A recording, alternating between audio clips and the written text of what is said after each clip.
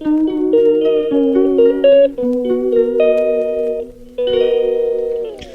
Friends, ಇದು ಸೀಮೆ ಬದನೆಕಾಯಿ ಅಂತ. ನಾನು ಇದೇ ಫಸ್ಟ್ ಟೈಮ್ ನೋಡ್ತಿರೋದು ಇದನ್ನು. ಆ್ಯಕ್ಚುಲಿ ಇವಾಗ ಮಾರ್ಕೆಟ್ಗೆ ಎಲ್ಲ ವೆಜಿಟೇಬಲ್ಸ್ ತೊಗೊಂಡು ಬರೋಣ ಅಂತ ಹೋಗಿದ್ವಿ. ಬೆಳಗ್ಗೆ ಟಿಫಿನ್ ಮಾಡ್ಕೊಂಡ್ವಿ.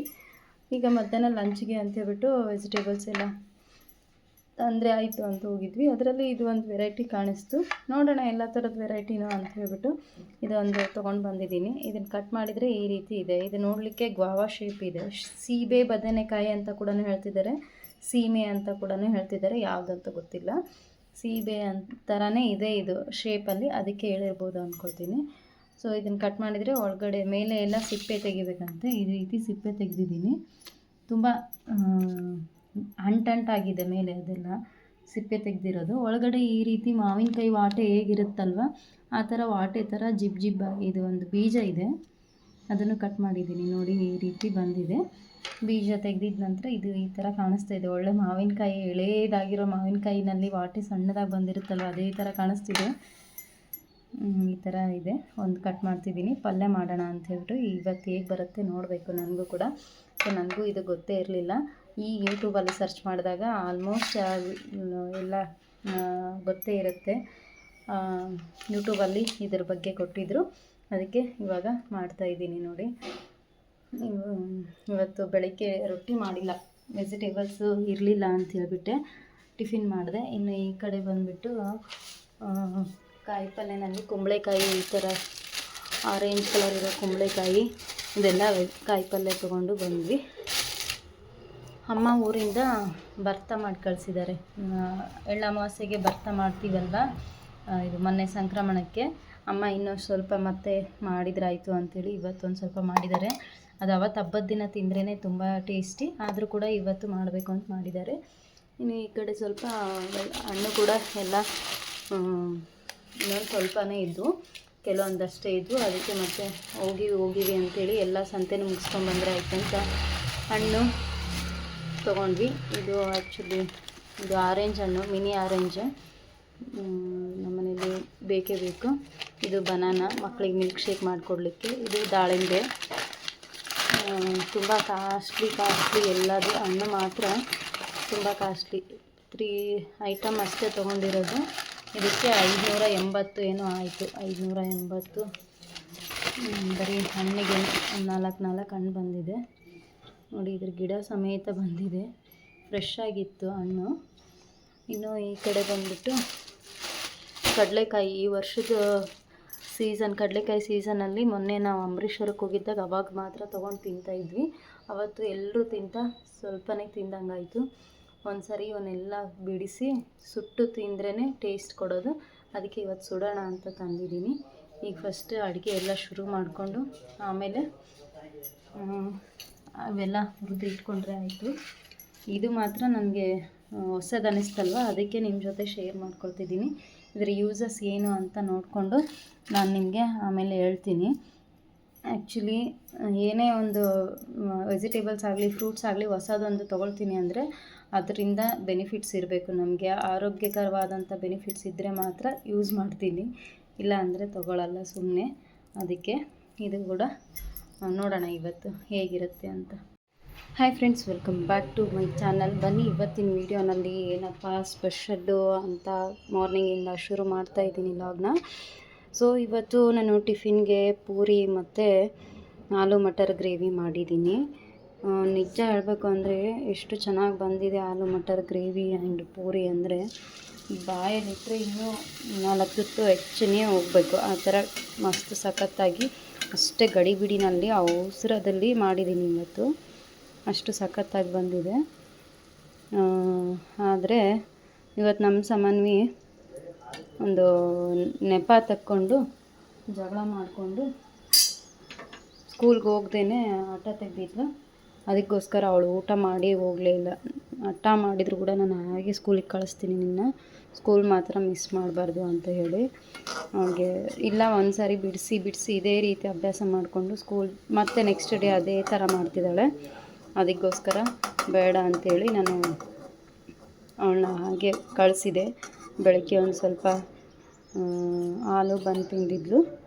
ಅದಾಗಿದ ನಂತರ ಲೈಟಾಗಿ ಅದು ಇದು ಹಾಗೆ ತಿಂತಾನೆ ಇರ್ತಾರೆ. ಏನಾದರೂ ಬನಾನಾ ಇಲ್ಲ ಅಂತಂದರೆ ಬಿಸ್ಕಿಟು, ಸ್ವಲ್ಪ ಕ್ರೀಮ್ ಬಿಸ್ಕೆಟ್ ಎಲ್ಲ ನಿನ್ನೆ ನಮ್ಮ ತಮ್ಮ ತಂದಿದ್ದ, ಅದನ್ನೆಲ್ಲ ಹಾಗೆ ತಿಂತಾಯಿದ್ರು.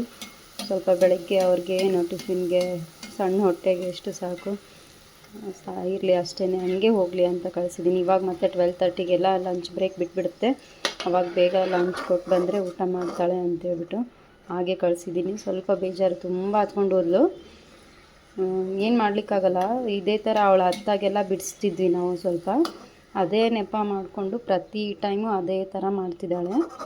ಸೊ ಈಗ ಅದನ್ನೇ ಮಾಡಿದರೆ ಮತ್ತೆ ಕಂಟಿನ್ಯೂ ಅದೇ ಮಾಡ್ತಾಳೆ ಅಂಥೇಳಿ ನಾನೇ ಸ್ವಲ್ಪ ಮೆಂಟಲಿ ಸ್ಟ್ರಾಂಗ್ ಆಗಬೇಕು. ಇವಳನ್ನು ಕೂಡ ಇದೇ ಥರ ಮಾಡ್ಲಿಕ್ಕೆ ಬಿಡಬಾರ್ದು ಅಂಥೇಳ್ಬಿಟ್ಟು ಅವಳು ಎಷ್ಟೇ ಹತ್ರೂ ಪರವಾಗಿಲ್ಲ ಬಿಟ್ಟು ಬರ್ರಿ ಅಂತ ಕಳಿಸಿದೆ.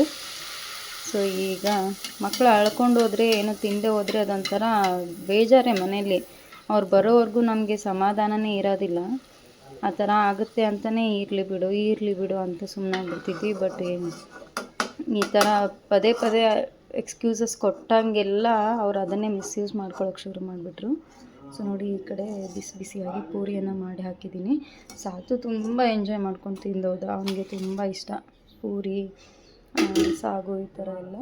ಬಟ್ ತುಂಬ ಟೈಮ್ ಆಗೋಗಿತ್ತು. ಇವತ್ತು ಶುಕ್ರವಾರ ಬೇರೆ, ಜೊತೆಗೆ ಇವತ್ತು ವಸಂತ ಪೂಜೆ ಅಂತೇನೋ, ಸರಸ್ವತಿ ಪೂಜೆ ಅಂತ ಹೇಳಿ ಸರಸ್ವತಿ ಪೂಜೆ ಮಾಡಿಸೋಣ ಮಕ್ಕಳಿಗೆ ಅಂಥೇಳಿ ಎಲ್ಲದೂ ಬೇಗನೆ ಮಾಡ್ಕೊಂಬಿಡೋಣ ಅಂಥೇಳಿ ಎಲ್ಲದೂ ಮಾಡ್ಕೊಳ್ಳೋಷ್ಟರಲ್ಲಿ ಸ್ವಲ್ಪ ತಡವಾಗೋಯಿತು. ಶುಕ್ರವಾರ ಸೋಮವಾರ ಈ ಥರ ಬಂದರೆ ಬಂಡೆ ತೊಳೆಯೋದು ಅದೆಲ್ಲ ದೊಡ್ಡ ಕೆಲಸನೇ ಇರುತ್ತೆ. ಪೂಜೆ ಕೂಡ ಜಾಸ್ತಿ ಟೈಮ್ ಹಿಡಿದ್ಬಿಡುತ್ತೆ. ಬೆಳಗ್ಗೆ ಇವ್ರಿಗೆ ಮೊದಲು ಟಿಫಿನ್ ಮಾಡಿಸಿ ಸ್ಕೂಲಿಗೆ ಕರೆಕ್ಟ್ ಟೈಮ್ ಕಳಿಸ್ಬಿಡ್ಬೇಕು ಅಂತ ಅಂದ್ಕೊಂಡು ಆಮೇಲೆ ಮಾಡ್ಕೊಳ್ತಿದ್ದೆ ನಾನೆಲ್ಲದು. ಬಟ್ ಇವತ್ತು ಹಾಗೆ ಮಾಡಲಿಲ್ಲ, ಪೂಜೆ ಅವ್ರ ಕಡೆಯಿಂದ ಮಾಡಿಸ್ಬೇಕಲ್ಲ ಅನ್ನೋದಕ್ಕೆ ಎಲ್ಲದು ಕೂಡ ಕೆಲಸ ಮೊದಲೇ ಮಾಡ್ಕೊಂಡ್ಬಿಟ್ಟೆ. ಸೊ ಈಗ ಅವಳು ತಿಂದೆ ಹೋಗಿದ್ದಾಳೆ ಅಂತ ಬೇಜಾರು, ಪರವಾಗಿಲ್ಲ, ಮತ್ತೇನು ಮಾಡಲಿಕ್ಕಾಗಲ್ಲ. ಈ ಕಡೆ ಇವಾಗ ಟಿಫಿನ್ಗೆ ಯಜಮಾನ್ರಿಗೆ ನನಗೆ ಮತ್ತು ಮಾಡ್ಕೊಂಡು ಇಟ್ಕೊಂಡಿದ್ದೀನಿ. ಯಜಮಾನ್ರು ಸ್ಕೂಲಿಗೆ ಬಿಟ್ಟು ಬರೋಕ್ಕಂತ ಹೋದರು, ಅವ್ರು ಬರೋಷ್ಟರಲ್ಲಿ ಮಾಡಿಟ್ರೆ ಬಿಸಿದಾಗಿ ತಿಂತಾರೆ ಬಂದು ಅಂತ. ಇನ್ನು ಇವತ್ತಿನ ದಿನದಲ್ಲಿ ಹೇಗಿರುತ್ತೆ ಅಂತ ನಿಮಗೆ ತೋರಿಸ್ತಾ ಹೋಗ್ತೀನಿ. ಏನು ಮಾಡಿದ್ದೀನಿ, ಆಲೂ ಗ್ರೇವಿ ನೋಡಿ, ಆಲೂ ಮಟರ್ ಗ್ರೇವಿ ಸ್ವಲ್ಪ ತಿಕ್ನೆಸ್ ಜಾಸ್ತಿ ಬಂದಿದೆ. ಇದು ಆ್ಯಕ್ಚುಲಿ ಮಧ್ಯಾಹ್ನ ಚಪಾತಿಗೂ ಬರಲಿ ಅಂತೇಳ್ಬಿಟ್ಟು ನಾನು ಗ್ರೇವಿಯನ್ನು ಸ್ವಲ್ಪ ತಿಕ್ನೆಸ್ ಜಾಸ್ತಿ ಮಾಡಿದ್ದೀನಿ. ಬಟ್ ಈಗ ಪೂರಿ ಜೊತೆ ಸಾಗು ಥರ ಅಂದರೆ ಸ್ವಲ್ಪ ತಿಕ್ನೆಸ್ ಕಡಿಮೆ ಇರಬೇಕಿತ್ತು. ಸ್ವಲ್ಪ ಗಟ್ಟಿ ಜಾಸ್ತಿ ಆಗೋಗಿದೆ, ಪರವಾಗಿಲ್ಲ ನಡೆಯುತ್ತೆ ಅಂದ್ಕೊಂಡು ಈಗ ಮಕ್ಕಳಿಗೆ ಒಂದೆರಡು ತಿನ್ನಿಸಿ ಕಳಿಸಿರೋದು. ಸಾತು ಮಾತ್ರ ತಿಂದೋದ. ಈಗ ನೆಕ್ಸ್ಟು ಮತ್ತೆ ಮಧ್ಯಾಹ್ನಕ್ಕೆ ಚಪಾತಿ ಮಾಡ್ಕೋಬೇಕು.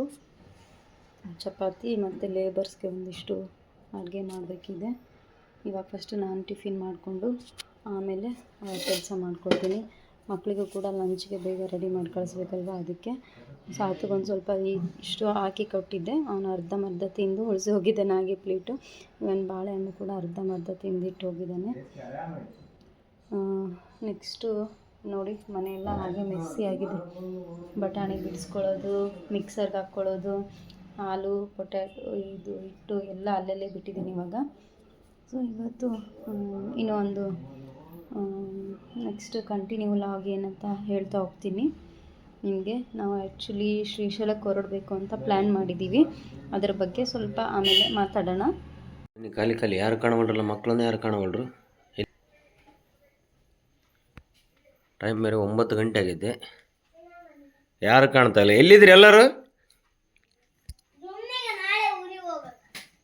ಅಲ್ಲಿ ಏನಪ್ಪ ಇದು ಪ್ರಿಪ್ರೇಷನ್ನು? ಸತ್ತು ಏನು ಎಲ್ಲಿಗೆ ಹೊಂಟಿರಿ? ಶ್ರೀಶೈಲ ಮಲ್ಲಿಕಾರ್ಜುನ. ಸಾಮಾನ್ಯ ನೀನು ಸಾಮಾನ್ಯ ಇಲ್ಲೇ ಇರ್ತಾಳನ? ಬರ್ತಾಳ? ಏನಿದೆ ಪ್ರಿಪ್ರೇಷನ್ ಏನೇನಮ್ಮಿದು? ನಾಳೆಗೆ ಬೆಳಗ್ಗೆ ಜರ್ನಿ ಸ್ಟಾರ್ಟ್ ಆಗುತ್ತೆ. ಬೆಳಗ್ಗೆಯಿಂದ ರೆಡಿ ಆಗಬೇಕಿತ್ತು, ಆ್ಯಕ್ಚುಲಿ ಆಗಲಿಲ್ಲ. ಸ್ವಲ್ಪ ಗೋಣ್ ಮೇಲೆ ಎತ್ತಮ್ಮ. ಹೇಳು. ಬೆಳಗ್ಗೆಯಿಂದ ಪ್ರಿಪ್ರೇಷನ್ ಮಾಡಲಿಕ್ಕೆ ಟ್ರೈ ಮಾಡಿದ್ವಿ, ಆಗಲಿಲ್ಲ. ಇವಾಗ ಲಾಗ್ನ ಕಂಟಿನ್ಯೂ ಮಾಡ್ತಾ ಇದ್ದೀನಿ ಫ್ರೆಂಡ್ಸ್. ಬೆಳಗ್ಗೆಯಿಂದ ಮಾಡಬೇಕು ಅಂದ್ಕೊಂಡಿದ್ದು ಬರೀ ಕೆಲಸನೇ ಆಗೋಗಿತ್ತು. ಸ್ವಲ್ಪ ಚಿಕ್ಕದಾಗಿ ಶಾಪಿಂಗ್ ಕೂಡ ಇತ್ತು. ಎಲ್ಲಿಗಾದ್ರೂ ಹೊರಗಡೆ ಹೋಗ್ತೀವಿ ಅಂದರೆ ಚಿಕ್ಕ ಚಿಕ್ಕ ಶಾಪಿಂಗ್ ಇರುತ್ತಲ್ವ, ಅದು ಕೂಡ ಮಾಡೋದಿತ್ತು. ಅದಕ್ಕೋಸ್ಕರ ಯಾವುದು ವಿಡಿಯೋ ಮಾಡ್ಕೊಳ್ಳಿಲ್ಲ. ಸೊ ಇವಾಗ ಲಾಸ್ಟ್ ಬಟ್ಟೆ ಎಲ್ಲದು ಕೂಡ ಖುಷಿ ನಾಜಾತು ಲಗೇಜ್ ರೆಡಿ ಮಾಡ್ತಿದೀವಿ. ನಾಳೆ ಬೆಳಿಗ್ಗೆ ನಮ್ ಜರ್ನಿ ಶುರು ಆಗುತ್ತೆ. ಇವಾಗ ಲಗೇಜ್ ಪ್ಯಾಕ್ ನಡೀತಾ ಇದೆ. ಲಗೇಜ್ ಪ್ಯಾಕಿಂಗ್ ಅದು ಮತ್ತೆ ಲಗೇಜ್ ಪ್ಯಾಕಿಂಗ್ ಜಾಸ್ತಿ ಇಡಂತಿಲ್ಲ, ಯಾಕಂದ್ರೆ ಕಾರ್ ಕಂಡೀಷನ್ಗಳು ಭಾಳ ಅದಾವು. ಕಂಡೀಷನ್ ಕಾರಲ್ಲಿ ಡಿಕ್ಕಿ ಇಲ್ಲ. ಅದಕ್ಕೆ ಅದ್ರ ಜೊತೆಗೆ ಆದ್ರೂ ಕೂಡ ಲಗೇಜ್ ಕಡಿಮೆ ಇರ್ಬೇಕು, ನಾವು ಫ್ರೀ ಇರ್ಬೇಕು. ಅದು ಸ್ವಲ್ಪ ತಲೆಯಲ್ಲಿ ಇಟ್ಕೋಬೇಕು. ಲಗೇಜ್ ಜಾಸ್ತಿ ಇತ್ತು ಅಂತಂದ್ರೆ ಅದ್ರ ಮೇಂಟೆನೆನ್ಸ್ ಜಾಸ್ತಿ ಆಗುತ್ತೆ. ಅದ್ರ ಬದಲು ಜಸ್ಟ್ 1-2 ಅದೇನ್ ಬರೇ ಬಟ್ಟೆನೆ ಹಾಕೊಂಡು ಶೋಕಿ ಕೊಡಕ್ಕಂತೂ ಆಗಲ್ಲ. ಜಸ್ಟ್ ಒಂದೊಂದ್ ಬಟ್ಟೆ ನಮ್ಗೆ ಎಷ್ಟು ದಿನ ಇರ್ತೀವಿ ಅಷ್ಟು ದಿನಕ್ಕೆ ಒಂದೊಂದ್ ಬಟ್ಟೆ ಅಂತ ಅನ್ಕೊಂಡ್ರೆ ಸಾಕು. ತಗಮ್ಮ ಒಂದು ಆರೆಂಜ್ ತಿನ್ನು, ಅಮ್ಮಗೆ ಆರೆಂಜ್ ಕೊಡು. ಗ್ರೇಪ್ಸ್ ತಂದಿ ನೋಡಿ, ರೆಡ್ ಗ್ರೇಪ್ಸ್ ಇದು ಸ್ಪೆಷಲ್ ಆಸ್ಟ್ರೇಲಿಯಾದ. ಆಸ್ಟ್ರೇಲಿಯಾ ಗ್ರೇಪ್ಸ್ ಅಂತಂದ. ಬೀಜ ಇರಲ್ಲ, ರುಚಿ ಇರುತ್ತೆ, ಹುಳಿ ಏನಿರಲ್ಲ, ಜಾಸ್ತಿ ಹುಳಿ ಇರಲ್ಲ. ಸೇಮ್ ಆ್ಯಪಲ್ ತಿಂದಿರಲ್ಲ ಸಾಕು. ಸರಿ, ಬೇಗ ಬೇಗ ಈಗ ಲಗೇಜ್ ಪ್ಯಾಕ್. ಅಪ್ಪ ನಿಮ್ದು ಇದು ಎಲ್ಲಿಗೆ ಹೋಯ್ತು? ಬ್ಯಾಡ್ಸ್ ಸ್ಕೂಲ್ ಡ್ರೆಸ್ಗೆ ಐತೆ ನೋಡು. ಬಿಚ್ಚಿಟ್ಟು ಬರುತ್ತೆ.